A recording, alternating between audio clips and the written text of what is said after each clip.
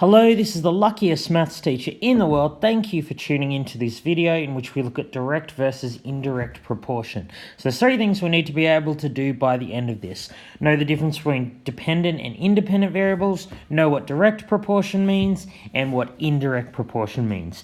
It might sound like a lot, but it's really not. So let's get into the first success criteria, dependent versus independent variables.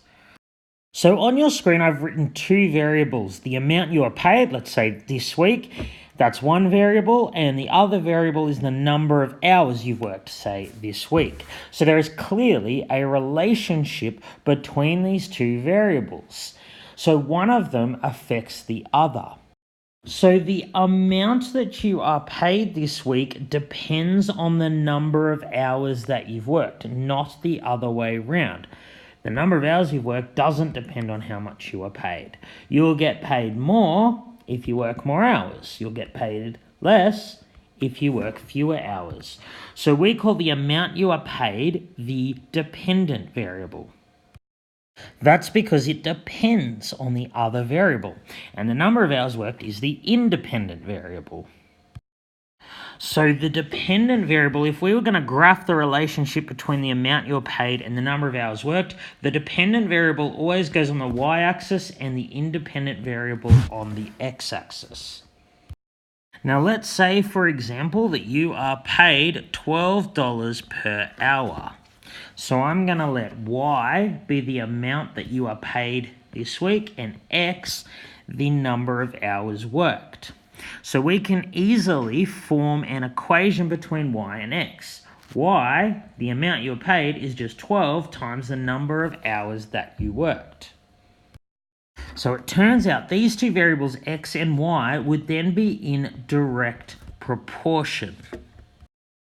So they're in direct proportion because we can write the equation that links them as y equals something times x.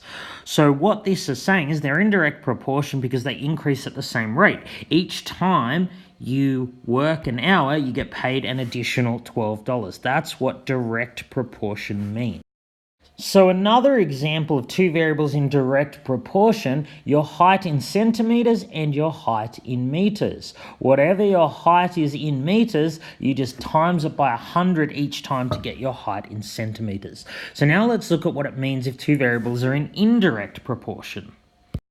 So two variables x and y are said to be in indirect proportion if they're linked by the equation y equals some number divided by x. So the idea here is that as one variable increases, the other decreases. There are heaps of examples of indirect proportion. For example, you think of a number of people building the house.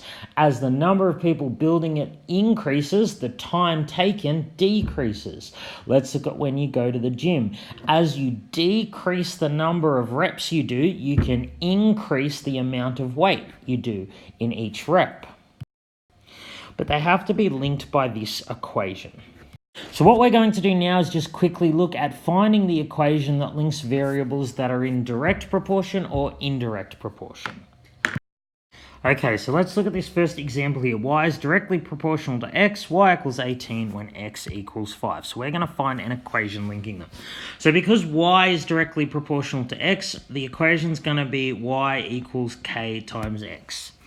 So all I need to do is find the value of k. So I'm just going to substitute in y equals 18 and x equals 5, and then I have a very simple equation to solve.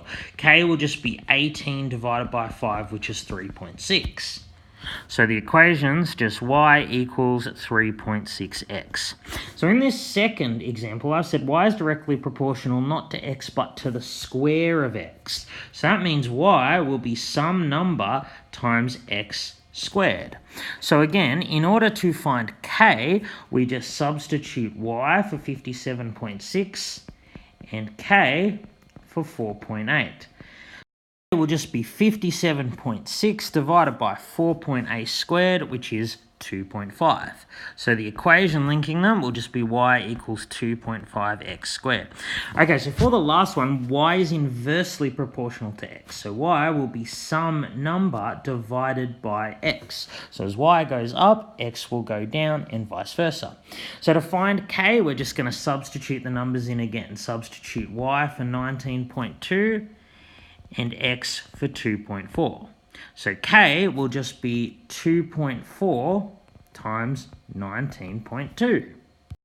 So the answer we get is 46.08. So our equation is just y equals 46.08 divided by x, and we're done. Thanks so much for tuning in. This has been the luckiest maths teacher in the world. Have a great day.